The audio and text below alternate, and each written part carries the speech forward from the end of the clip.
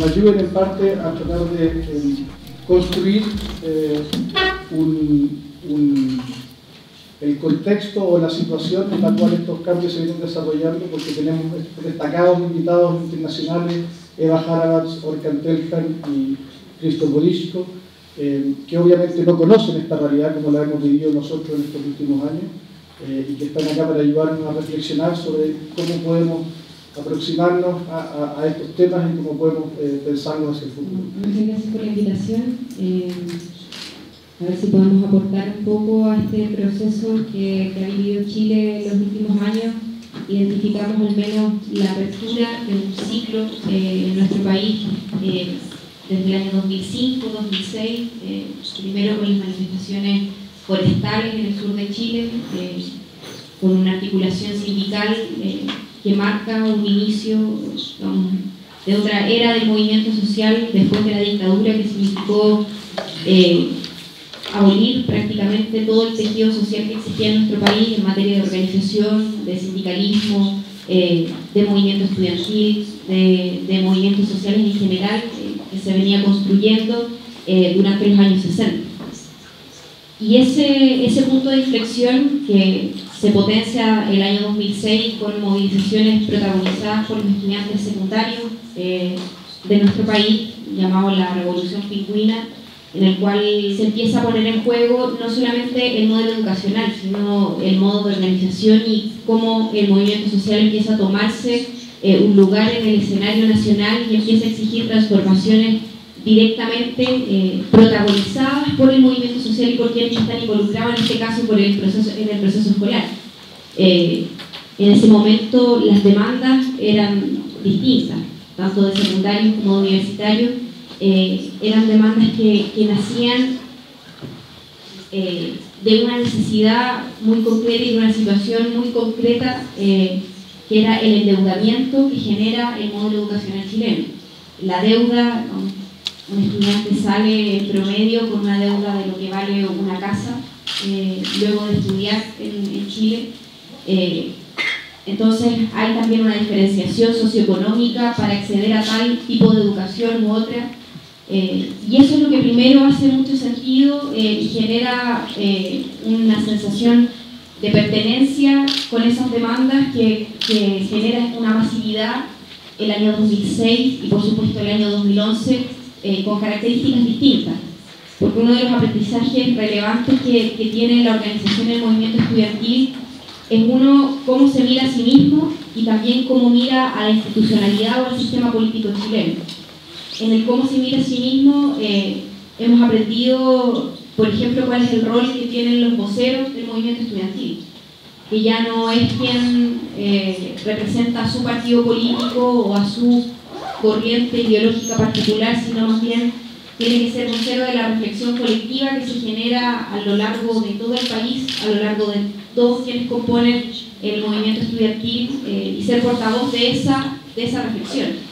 Y eso cambia el año 2006, también con un aprendizaje muy fuerte que marca esa mirada interna y también esa mirada externa de una imagen bien emblemática en nuestro país del año 2006, que al culminar las movilizaciones son las dos coaliciones que han gobernado este país desde el retorno a la democracia, quienes en una foto bien emblemática levantan los brazos y dicen: hemos encontrado una solución al conflicto estudiantil. Y cambia la legislación, en ese momento la ley orgánica de educación por la ley general de educación, y eso no significó absolutamente nada. Entonces marca también un hito muy importante, un aprendizaje que se retoma el año 2011 con mucha fuerza, y en 2011 el nivel de masividad fue aún mayor, donde no eran solamente los estudiantes los que salían a las calles, sino se logra identificar la sociedad chilena con la necesidad de cambiar el sistema educacional. Y no solamente el sistema educacional, sino también se pone en cuestionamiento cuál es la forma de hacer política, la forma en que se toman las decisiones en este país, finalmente el modelo de democracia. Y eso permite también ir corriendo un montón de sentidos comunes que se han instalado en nuestro país, muy ligados a la lógica neoliberal, muy ligados al individualismo, a la competencia, cómo los valores primordiales, que no solamente están en el sistema educativo, que finalmente como mecanismo de reproducción social reproduce lo que tenemos en Chile, que es un modelo tremendamente desigual, que se basa en esta competencia entre las instituciones, entre estudiantes, entre todos los miembros de la sociedad. Y eso es lo que se pone en tensión. Y culturalmente Chile vive de alguna u otra forma un remesón ese año 2011 porque se logra correr de alguna manera la barrera de los sentidos comunes. Y eso identificamos como, si bien no avanzamos en demandas propiamente tal, como una de las ganadas subjetivas para el movimiento estudiantil es, por una parte, haber corrido esos sentidos comunes, hablar de educación gratuita, que es una cuestión que ni el movimiento estudiantil se lo creía.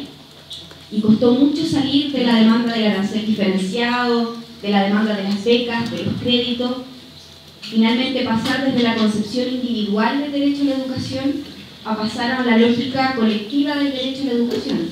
Y cómo es la sociedad finalmente la que se entrega el derecho a educarse, y es la sociedad la que tiene derecho a contar con buenos profesionales, a atenderse con profesionales competentes de la salud, a que se construyan edificios por profesionales competentes en el área de ingeniería, diseño, etc.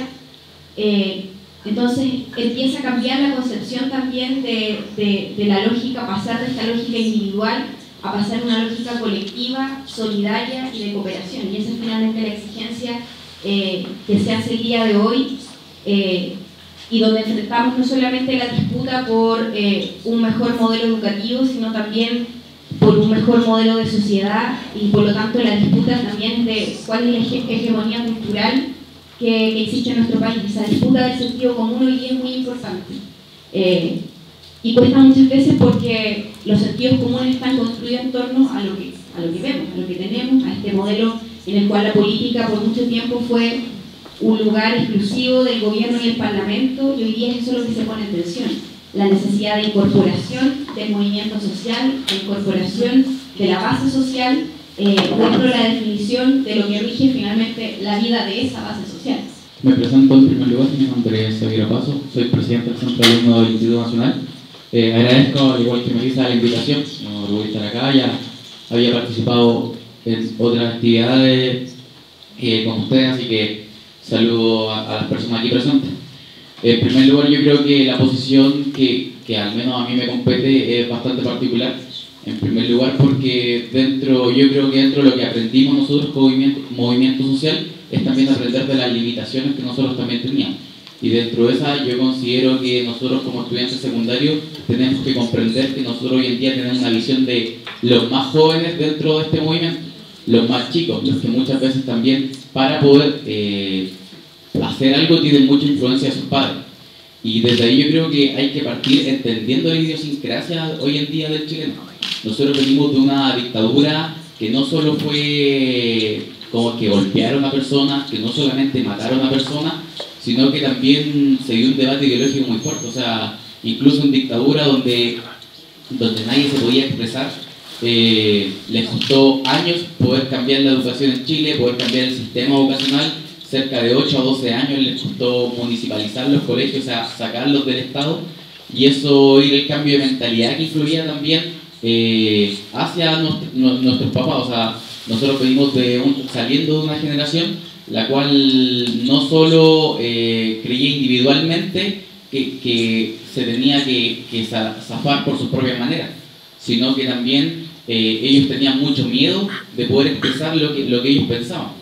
Tenían mucho miedo porque creían que al momento que uno se expresaba tenía también el riesgo de poder ser matado, el riesgo de ser perseguido, el riesgo de poder ser detenido y no aparecer nunca más. Entonces, bajo esas lógicas también es que nosotros como estudiantes tenemos que romper. Nuestros compañeros el año 2006 rompen con esa lógica, salen a la calle, si bien reciben represión, si bien también se dan cuenta que ya no está esta lógica de la dictadura impuesta, pero sí nos damos cuenta que quizás no es la violencia, quizás ya no iban a ser asesinados, pero sí nos dimos cuenta que manteníamos una constitución que ejercía violencia de igual manera, porque ponía el derecho privado por sobre un bien social que nosotros entendíamos, porque privaba a muchas personas de poder acceder a lo que ellos consideraban justo. Y desde ahí nace la duda y nace el empoderamiento también que luego como jóvenes se está dando. O sea, yo creo que la primera ganada, por así decirlo, es decirle a la sociedad que los jóvenes hoy en día en Chile ya no somos parte del futuro, ya no vamos a esperar que sacar la carrera o salir del colegio para poder empezar a construir cosas para el país, sino que nosotros somos el presente de Chile, que nosotros también somos actores dentro de lo que tiene que ser, que nosotros también tenemos influencia y también tenemos conocimientos dentro de lo que queremos para el futuro del país. Y una vez que nosotros nos vamos ganando ese espacio, porque ese espacio nos fue regalado, porque ese espacio tuvimos que ganarlo, tuvimos que empoderarnos, tuvimos que saber llegar a él con distintas condiciones también que nos impusieron, fuimos avanzando a través de las luchas. Así como decía Melissa, no solo nosotros maduramos como personas, sino que el movimiento social, los voceros hoy en día quienes ocupamos cargos representativos, también tuvimos que tener una maduración dentro de lo que este proceso significaba. Tuvimos que entender ciertas cosas que quizás nuestros compañeros la primera vez que salen no entendieron y por eso se cometieron muchos errores. Entendimos también todos los errores que habían cometido y nos dimos cuenta que nosotros no podíamos volver a cometerlos. Entendimos que por mucho que nosotros tuviéramos nuestra posición, tuviéramos nuestra opinión, había que sacar una reflexión colectiva. Por mucho que nosotros estuviésemos en un grupo, teníamos que saber llegar a todos los demás grupos para que estos pudiesen conversar, dialogar, reflexionar y poder sacar una posición común como estudiantes. Porque finalmente nuestra posición se defiende desde el espacio de estudiantes. En este sentido, nosotros nos gustaría ser claros y también nosotros lo manifestamos. Nosotros estamos actualmente en un proceso de movilización como estudiantes y nosotros creemos que el cambio cultural al cual uno se refiere va directamente de la mano por una vez que nosotros va haciendo un cambio educacional. Entendemos que no va a ser inmediato, entendemos que una vez que se cambien las lógicas de la educación, no inmediatamente va a cambiar el conocimiento cultural de Chile. Pero sí entendemos que nosotros somos otra generación, que nosotros somos quienes traemos hoy en día ciertas ideas nuevas, ciertas ideas de renovación, y en ese sentido muchos compañeros han podido llegar más allá con esas ideas. Hoy en día no es casualidad que tengamos 3 exdirigentes estudiantiles que en algún momento estuvieron en la misma posición de la Melissa, que hoy en día están en el Congreso. Y sea bien o no estén dando el debate en otras circunstancias, ellos finalmente se ganaron un espacio en la sociedad desde la dirigencia estudiantil y desde la posición que nosotros como estudiantes levantábamos. Y en ese sentido nosotros nos gustaría enfatizar en el punto de que el cambio cultural que nosotros también buscamos, porque entendemos que hoy en día el chileno, la sociedad chilena tiene inmerso no solo el miedo de parte de los adultos, sino que también la lógica neoliberal. En particular, yo creo que del colegio del que yo provengo, el cual bueno, tiene más de 200 años ya, ha sido por año, se le ha llamado la vanguardia. Dentro de este movimiento nosotros también tuvimos que aprender a mirarnos a nosotros, y es lo que nosotros hoy en día queremos decirle a la sociedad chilena, y es lo que nosotros como estudiantes hoy le planteamos a la sociedad chilena, el mirar que no era solamente un privilegio el que nosotros recibiéramos educación, que fuéramos lamentablemente dentro de los pocos colegios públicos que recibían una buena educación, sino que eso era también una vergüenza, el por qué no podíamos salir a luchar porque todos los compañeros, donde quisieran, pudieran acceder a una buena educación y que esta fuera la herramienta de transformación y fuera la herramienta de cambio hacia el futuro. Esa es la lucha que nosotros hoy en día damos, es una lucha, un cambio de paradigma, de cambiar totalmente. Cuando nosotros decimos sacar el sistema de mercado de la educación, no solamente el avance colectivo de pasar del arancel diferenciado a pasar de la educación gratuita, sino que también es un cambio de paradigma de que ya no somos competencias, sino que tu diferencia con mi diferencia pueden hacer una idea mayor, de que de verdad se puede construir algo mayor y que a eso nos tenemos que abocar como estudiantes. Creo que el poder darnos cuenta de eso es un ejemplo hacia la sociedad y es lo que nosotros hoy en día debemos transmitir. Bueno, en primer lugar me presento, soy Manuel Inostroza, presidente de la Federación de Estudiantes de acá de la Universidad de O'Higgins. También saludo la iniciativa, para mí es un gran honor que estén estas actividades en nuestra universidad. Bueno, en primer lugar, bueno, mis compañeros del movimiento ya más o menos tocaron gran parte de los temas que son los que se hablan y que son las consignas del movimiento estudiantil. Yo solamente quiero agregar uno que revisa un poco, que es el tema de la segregación. Hoy en día, en las universidades de este país, a las universidades tanto públicas como privadas, no hay distinción, no pueden acceder la gran cantidad de los chilenos. Hoy en día el sector de universidades públicos sobre todo tiene, del sector privado creo un 60%, 84% de colegios privados, 60% de colegios privados y el 84% de los estudiantes privados. Exacto. Entonces, en el fondo yo lo que quiero hacer en hincapié acá es que el modelo que hoy en día tenemos como educación no hace más que segregar. Podemos decir que hay instituciones, tanto privadas como públicas, públicas que en realidad contadas con los dedos de las manos, que entregan una educación de calidad. Pero ¿cuántas personas realmente pueden acceder a esta educación de calidad? Es muy poca. Es por esto que se genera una rabia colectiva. Es decir, el movimiento del 2006 trató de lograr una victoria, saben, como dijo Elisa, con los brazos levantados en ese momento, con una nueva reforma, una ley que supuestamente iba a mejorar la educación, y finalmente, manteniendo el mismo modelo, volvíamos al mismo y generó más rabia aún. Es por eso que el movimiento social y el movimiento en general, en realidad la sociedad en general, se ha producido un empoderamiento de la sociedad. Hoy día el movimiento no es ni el presidente de la FEX de turno ni el presidente de la FEU. Hoy día el movimiento es una unión entre todos los presidentes de federación, de todos lados. Hoy en día, por ejemplo, estamos viendo por primera vez como las universidades privadas. Las universidades privadas en general tienen en promedio de adherencia federativa 3 años. La FEX tiene 106. Existe una diferencia de adherencia federativa muy grande, pero que hoy en día el movimiento ha generado un empoderamiento tal que incluso las universidades privadas, como este, incluso podríamos decir que no tienen ningún problema ni de calidad ni de infraestructura, no tienen ningún problema estructural en su base, pero sí queremos que la educación en nuestro país sea una educación a la que todos podamos acceder. Hoy en día nuestra universidad tiene una beca Peñalolén, que es una comuna en la que nosotros estamos inmersos, en la cual se dice que es la comuna que representa, generalmente la representan como Chile, tiene todos los espacios, los socioeconómicos. Entonces, pero ¿qué es lo que pasa? Tenemos una beca con Peñalolén, en la cual se le financia toda la carrera a un estudiante de colegio municipal.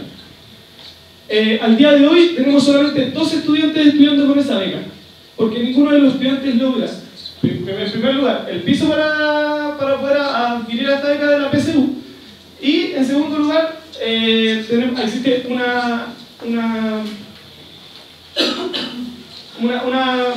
que en el fondo no quieren entrar a universidades privadas. Es decir, existe también una segregación en ese sentido. Bueno, volviendo al empoderamiento, el empoderamiento del movimiento social por la educación genera, más allá del movimiento social por la educación, genera un movimiento de la sociedad. La sociedad hoy en día está empoderada. Hoy ya vemos cómo están no solamente los movimientos sociales por la educación, los movimientos sociales mapuches, los movimientos sociales hoy en día de los pesqueros en el sur y en el norte de los portuarios. Exacto. Y eso ha generado un cambio cultural que hoy en día vemos en frutos que van más allá de nosotros. Es decir, hoy en día yo considero como fruto que en una universidad como la Adolfo Ibáñez se haya generado una federación de estudiantes solo por el hecho de que los estudiantes quisieron. Los estudiantes del 2011 dijeron: basta ya, no queremos seguir afuera de la discusión, queremos entrar en la discusión para generar un país mejor. Eso es un fruto del movimiento estudiantil que desde el 2006 se estaba movilizando, el 2011 con una potencia mucho mayor, y el 2012 por fin pudimos tener nuestra primera federación de estudiantes. Esto genera en el fondo genera, más allá de que el gobierno de turno, el gobierno que venga después, el gobierno que venga quizás cuánto, agarre las consignas del movimiento estudiantil, tampoco es menor. Claro, pero lo que sí nosotros creemos que es el fruto mayor es la politización de los espacios. La politización de los espacios que hasta el año 2005, 2006 no se generaba, quizás por una herencia de la dictadura en la cual la politización está estaba prohibida, pero los estudiantes por fin, y los estudiantes las nuevas generaciones en todos los movimientos sociales han sacado la voz y han querido decir basta, y aquí es donde nosotros ponemos nuestra fuerza. ¿Cuál es el futuro del movimiento estudiantil? Yo creo que eso es importante. Hoy día tenemos un movimiento estudiantil que se ha de cierta forma capturado la consigna y por lo tanto tiene que empezar a aprender como lo hizo el 2006, como lo hizo el 2011 y que es un constante movimiento. Yo creo que hoy día lo que nosotros tenemos que como movimiento estudiantil enfocarnos, y es el futuro del movimiento estudiantil, es tanto un cambio de modelo, es decir, enfocarnos en que no solamente se agarra nuestra consigna, sino que realmente existe un cambio de modelo en el cual genere que la educación sea una educación para todos. Y también enfocarnos, y creo que es lo más importante, a seguir en este cambio de cultura, a seguir haciendo un cambio en la cultura de nuestro país. Nosotros como estudiantes, como dijo Javier, nosotros no somos el futuro, nosotros somos el presente y hoy en día estamos luchando para hacer un cambio en nuestra sociedad. Mi nombre es Ricardo Valdés, soy el jefe de gabinete de la Ministra de Cultura, soy arquitecto y hice una especialización en política de espacio arquitectónico en un curso de doctorado. En ese sentido, vengo un poco desde esta mesa, un poco desde otros frentes. Por un lado, viendo y analizando desde fuera lo que ha sido el fenómeno de ocupación espacial, podríamos decir, de la ciudad, de los espacios presenciales en los cuales tanto los estudiantes como otras organizaciones o movimientos sociales han ido presentando al resto del país por medio de ocupar calles, por medio de hacer manifestaciones que utilizan nuevos lenguajes o que recogen el lenguaje de otras culturas para poder manifestarse y llamar la atención y para poder hacer que el resto de la sociedad empatice con las demandas que finalmente tienen impacto tanto en ella, en sus familias, y también en el resto de la sociedad como conjunto. Quisiera recoger en ese sentido de que parte de lo que ha sucedido en estos movimientos que surgen, como Isabel dijo, hace ya más de 10 años, uno podría identificar de que llegamos a un cierto tope cultural, podríamos decir, en los cuales venimos de un proceso en los cuales se condicionó todo el apoyo del Estado al desarrollo de los individuos y de las familias como elementos donde se dirigían todas las políticas. Y de alguna manera eso hace freno porque estamos hay una cierta claridad con respecto a que no es suficiente eso, de que la necesidad de reconstruir las herramientas en las cuales la gente se reúne y tiene fines más allá de esos dos, de los individuales o de los familiares, sino que tiene como objetivo el bien común, y ese bien común no se logra sin objetivos colectivos. Es que hoy día nos encontramos con este centro de la discusión en torno a la educación, con la herramienta de cambio. Por otro lado, me permito también incorporar otros elementos a la discusión en cuanto a que el cambio cultural está en proceso. En ese sentido, la autonomía con la cual los estudiantes y el resto de las organizaciones sociales se han tomado a la calle de manera metafórica y de manera literal, pasa porque hay ciertas condiciones que han propiciado eso. Cuando argumento esto en torno a la importancia que ha tenido Internet dentro de esto como herramienta de colectivización, ha hecho de que se acelere todo este proceso y hay una resignificación tanto de las relaciones autónomas que pueden tener cada una de las personas sin intermediación por parte del Estado o de otras organizaciones civiles o de otras instituciones. Entendiendo que este es un país bastante institucionalista. Después de cada terremoto se genera una institución que en teoría va a remediar lo que dejó de lado el desastre, como así pasó con la Bolsa en su momento, como pasó con otras instituciones, organismos como la CEPRA, que estuvo dedicado a temas de transporte, pero a lo que voy es que esa autonomía ha permitido de alguna manera el quiebre de esa mirada interinstitucional del país, en las cuales poner la institucionalidad es el medio para cambiar las cosas. Y en ese sentido no se contradice con lo que estamos, con lo que han planteado acá, en cuanto de que para poder hacer ese cambio cultural se requiere ese cambio institucional. Yo pertenezco a una organización gubernamental que se llama Consejo Nacional de la Cultura y las Artes. Es una organización que tiene 10 años de existencia, después de un largo proceso de ver cómo el Estado abordaba la cultura. Esta organización está antes dentro de lo que era el Ministerio de Educación. Y después de un largo proceso de conversaciones, de discusiones, se decidió que esto no iba a ser un ministerio, sino que iba a ser un consejo. Entonces esta organización dedicada a la cultura y las artes por parte del Estado se constituyó como un consejo de consejos. Entonces tenemos consejos nacionales, consejos regionales, consejos temáticos en los cuales se dedican de los temas asociados a las industrias culturales. Pero al mismo tiempo, dada la dinámica y la cultura política que existió en el país, ha funcionado finalmente como una institución que asimila un ministerio. O sea, si hay un ministro y hay una orgánica que permite una relación, diría, vertical, jerárquica, y que hoy justamente está en proceso de cambio en cuanto a que se va a transformar, y hay un cierto consenso en transformarlo en un ministerio. Este consejo pasará a ser un ministerio que involucraría además las otras organizaciones dedicadas a los temas culturales, en este caso que siguen hoy día dentro del Ministerio de Educación, como es la institución que se preocupa de los museos del país y la institución que se preocupa del patrimonio del país. En ese mismo contexto hay un desafío, por lo menos en este gobierno, en el cual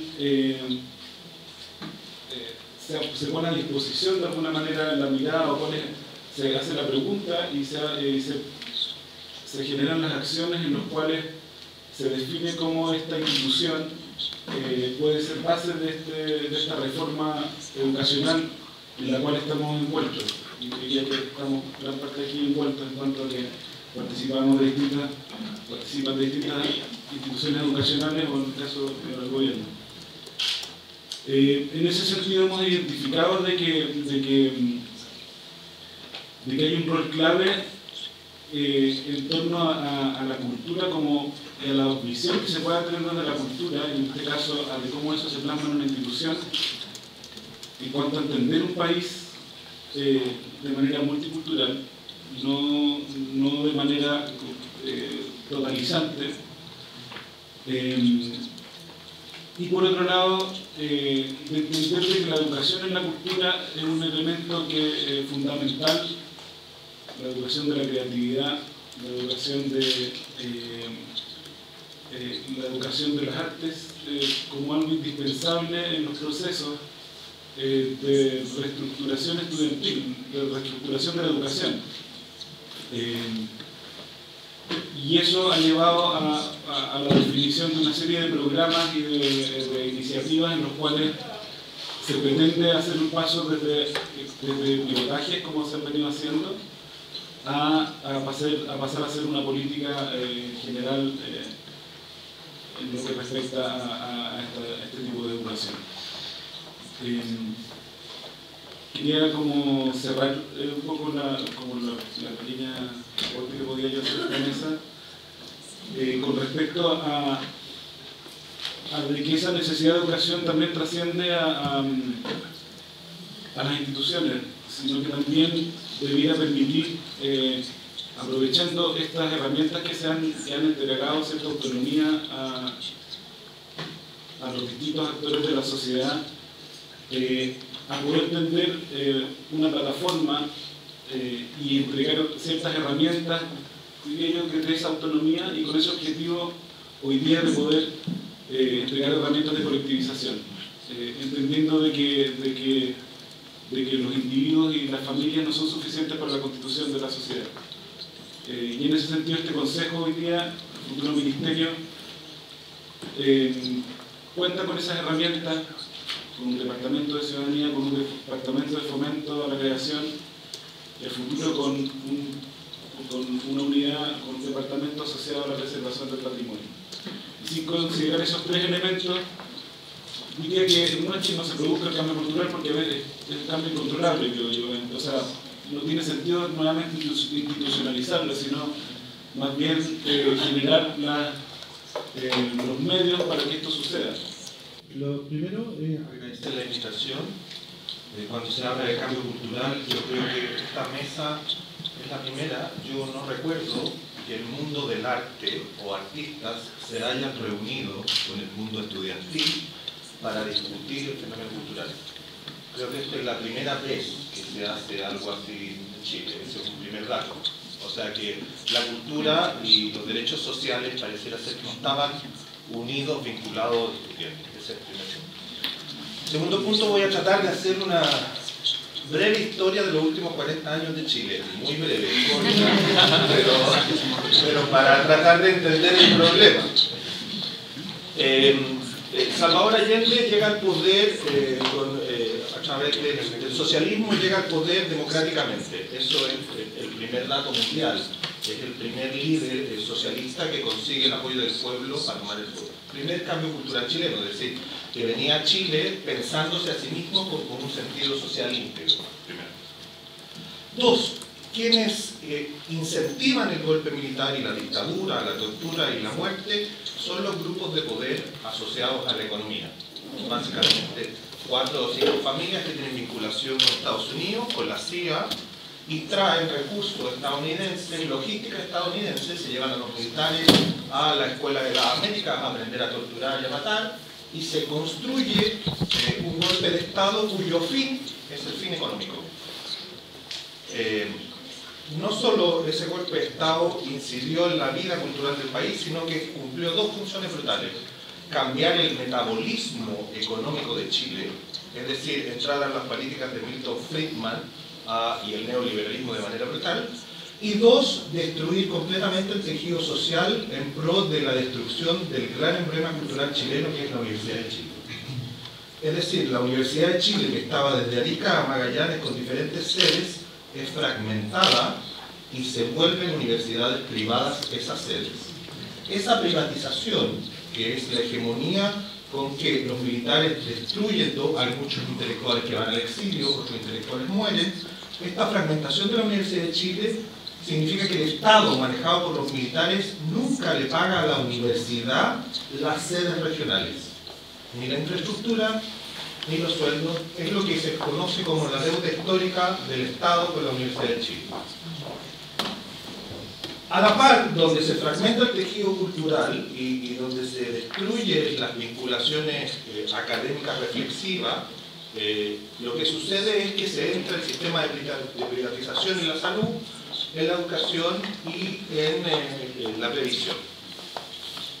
Entonces, la recuperación de la democracia es también, de nuevo, la asociación de grupos de poder que buscan para el desarrollo económico sacar una dictadura, porque la única forma de crecer en lo económico es crecer hacia el mundo, y no se puede crecer hacia el mundo si tenemos un dictador.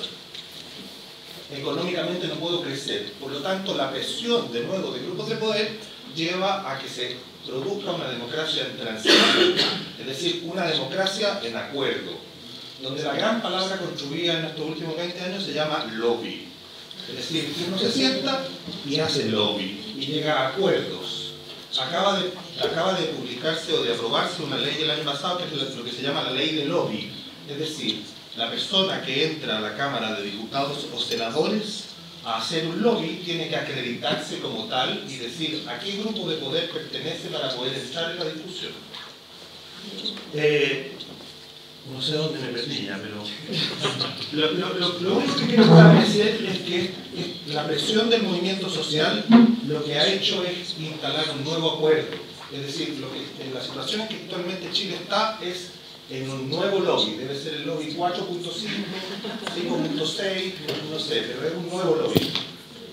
Y el problema pasa ahora en la reforma educacional, en lo que yo veo brutal, es que el Estado propone esta educación gratuita a través de otro mecanismo económico, que es comprar los colegios privados para que los privados para que los privados dejen de lucrar, recuperen su inversión y los colegios pasen al Estado. Es decir, en el formato modelo ideológico sería la Universidad de Chile, en el formato Universidad de Chile. La Universidad de Chile entrega sus sedes a los militares, esas sedes se privatizan, nadie le paga al Estado esa privatización y ahora el Estado vuelve a comprar esas sedes para poder volverlas universidades democráticas. Entonces yo, no sé, creo que la situación en que Chile está pareciera ser alentadora, efectivamente se ha logrado cambio, se ha logrado una transformación, pero se ha logrado una transformación en base a un concepto básico, que es el concepto del desarrollo económico de algún grupo de poder vinculado con Chile. Yo soy Mario Navarro, soy artista visual, soy profesor de la Universidad Católica de la Escuela de Arte. Actualmente trabajo con Camilo, somos una especie de socios a un proyecto muy estoy muy contento de participar en esta reunión. Estoy muy honrado también de poder participar con ustedes también. Es como, no sé, el equivalente a ser muy chico y estar con Alex. No sé, es como yo leía los libros y veía las fotos de las obras de Cristo y decía, Juan, ¿qué va a estar? Bueno, más o menos funcionando bien así. Pero hay algo que para mí es muy relevante en esta discusión y que tiene que ver con lo público, fundamentalmente. Las obras que vimos hoy de Cristo deambulan de una manera lúcida, de una manera claramente política, por un espacio que llamamos público. Hoy en día, en Chile, la noción de espacio público es una noción bastante parecida o cercana a cómo la han abordado los partidos. El espacio público, en términos generales, es leído por la sociedad como un espacio de libertad, pero un espacio, como bien decían algunos aquí, es un espacio ganado, es un espacio atribuido simplemente por el poder de la presión que ha sido el movimiento social. Y en ese sentido, a mí me parece que una de las características que tiene ese empoderamiento, que tiene esa forma en que la sociedad ha podido hacerse de este espacio, tiene que ver con, por ejemplo, con cómo los artistas nos apropiamos de ciertos elementos para poder resignificar. Entonces, una de las cualidades de esta forma en que funciona actualmente el espacio público es que se ha resignificado. Antiguamente, hace 20, 30 años, la sola denominación de que un grupo fuera político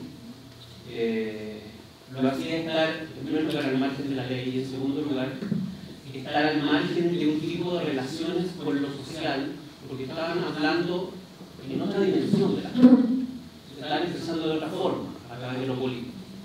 Hoy en día la política forma parte de la vida cotidiana y eso a mí me parece que es un cambio radical desde el punto de vista de entender culturalmente cómo la vida social funciona. En el segundo término, en las relaciones que pudieran establecerse entre el arte, la cultura, la vida política, la vida social, etc., a mí me parece que una de las cualidades más importantes que hoy en día existen tiene que ver fundamentalmente con cómo hacer que ese espacio público sea más que criticado, sea un espacio transformado. Es decir, y uno pueda abordarlo políticamente. Este es un concepto que a mí me hace mucho sentido y que no es mío, sino que lo he tomado de otro artista, un artista suizo, se llama Thomas Tillichmann, quien dice que uno de los elementos que más le interesa de la política es precisamente que el arte en sí mismo no es político, sino que lo que hacen los artistas es hacer arte políticamente.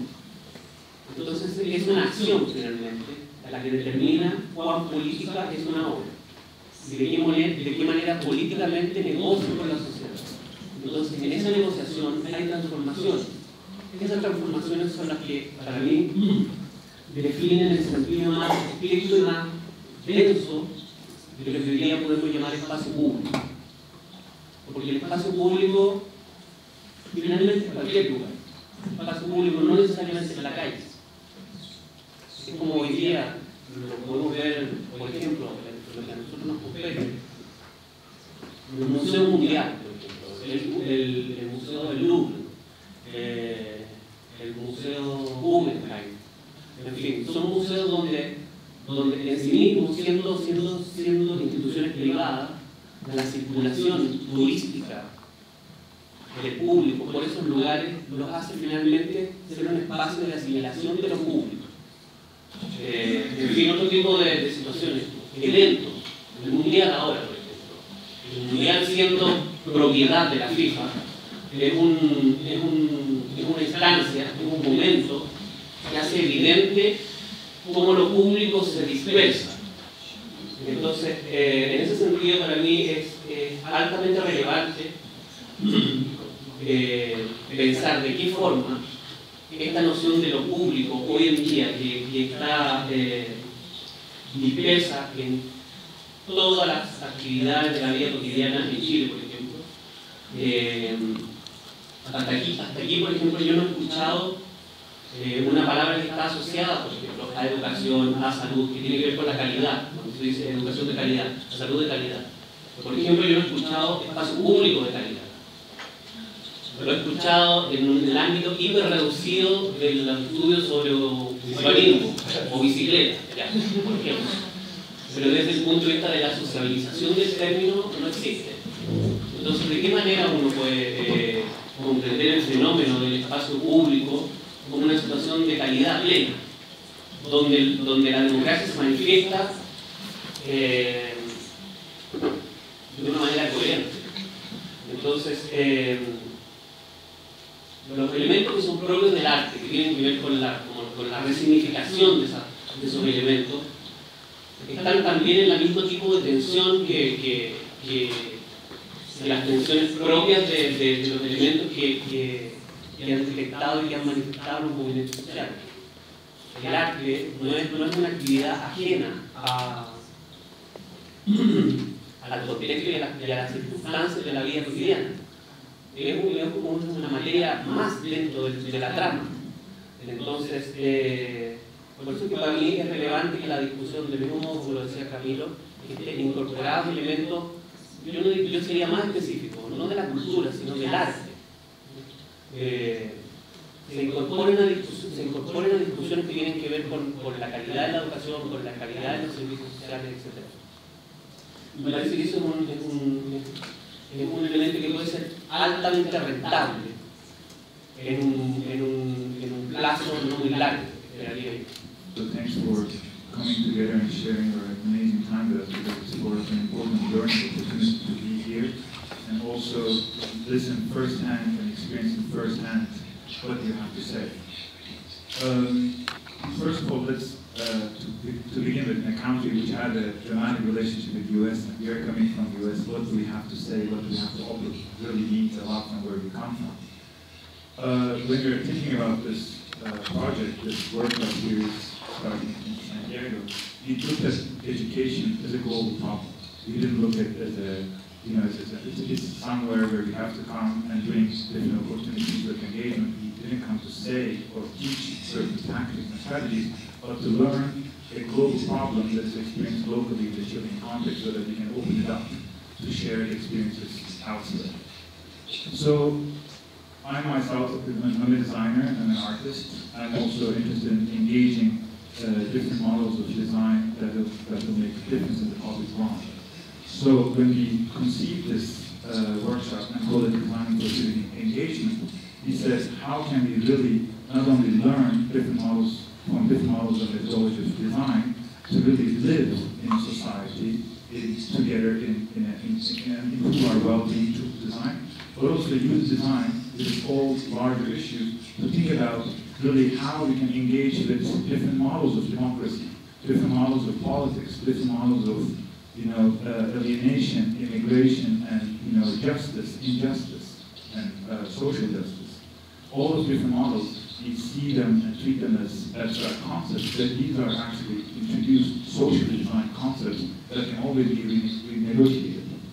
So what we are trying to say is, by establishing this workshop series, we can think about how do we open up our individual experiences to the collective, first of all. You have been sharing with us your amazing opportunities of being a collective on the street, experiencing the public space, and giving your voice to become visible for the issues that you're standing for. So once we open this for the collective, how then we start thinking about collective action? Not only different ways of resisting, but also different ways of demanding. And so that demanding not only for certain privileged groups' rights, but demanding actually for the whole group, for the whole society. So that it doesn't become a marginalized interest group for the arts, or for the culture, or for design, or for the society itself. When we say design, when we call ourselves designers, we are actually very humble beings. We are, among ourselves, an everyday person. The only thing that we have in mind is we find ourselves the capability, or we find ourselves the urgency or the responsibility to transform things. Because when I said education is a global problem, it's not because you want to get a job or get a profession to earn money for a living, but we are living in a finite world. We are designing objects, we consume material, we create desires, we create in response to certain needs in a finite planet, and we are going to consume it. After all, if we don't work this on it globally, it will be endless for everyone. So we are dealing with future, and we are dealing with urgency to respond to future with what we have now in our hands. So how can we bring this back as designers, as civic engagers, as people on the street, people behind computers, people in the schools, people in the high school who are aspiring to become cultural agents? How do we actually bring this, learn from each other? How can we use design to become new kinds of politicians? Again, politicians not to govern the society, not to control, but to actually shape our own behavior, shape our own opinions, collect opinions, and act together. Because politics is not necessarily a way of really marginalizing ourselves or marginalizing a group of people so that we can be on top of them. As we heard, economy drives politics, politics drives the society, but actually it's politics that is happening in the public realm today, not only in the public space, on the internet, on social media, everywhere where you really have a collective group of people expressing interests. So how do we bring back this as a collective form of rethinking democracy and rethinking the role of design in shaping democracy? And as some of you mentioned, we need to need tools. We need to need ways we need to learn how to take action, how to work together, and how to communicate in different ways. Sometimes in public space, sometimes in the internet. Because if there was no social media, I wouldn't be able to follow the civic engagement that's happening in the Chilean streets today, and which is broadcasted to millions of people. So I was, part of the Istanbul protests, online, following and supporting people. I mean, I literally witnessed how collective groups borrow each other's tactics. They borrow each other's, ambitions and interests, so that it becomes a globally engaged community that responds to similar kind of issues. So this is a long-term process and long-term engagement. I'm really fortunate, to be in the presence of very good artists, government representatives, and mostly young youth, the generation, that we should be responsible for you, to bring not only you to the level of, so that you become responsible for your own future, but also work together with us so that we can actually share our experiences. And share your thoughts. Of course, our objective here is to learn and to listen, because it's impossible to extrapolate experience from one country to another, not quickly, definitely. It has to be given time for it. I still would like to learn more. I'm gaining appetite to learn more. In fact, when you say cultural change, you know what you mean, but I would like to know exactly what is crossing your mind in terms of cultural change. Because I understand there is a culture of education system that needs to be changed, and also there's a culture of democratic process that needs to be changed. That's clear. But then, of course, there are more cultural changes. Once you think of those changes, then you have to think of many other aspects of culture. So I wonder if there is still a moment, if there's something that perhaps we could address here and we could say something around this table. So we are more educated. It's also the question for us to understand students with whom we work and have some language to discuss design propositions and be more intelligent about thinking of those words in public space. Because the public space, emphasis on that, is philosophical public space, it's essential for democratic process, and there is a physical public space or digital public space, which is more like a stage of democratic process. Both a stake and a site of democratic process, right? So those two statements, fine, is being made by every action. Public space is being made every time we assert our rights to do things in that space. We actually create that space. So this process began, and the scale that is unprecedented, I can see. But now, once it began, then the question is how to keep working and using and making the public space in more specific directions. Me sorprendió y me dio mucho gusto la semana pasada, referido justamente al Instituto Nacional, en cuanto a incorporar cambios en los procesos de admisión de este instituto.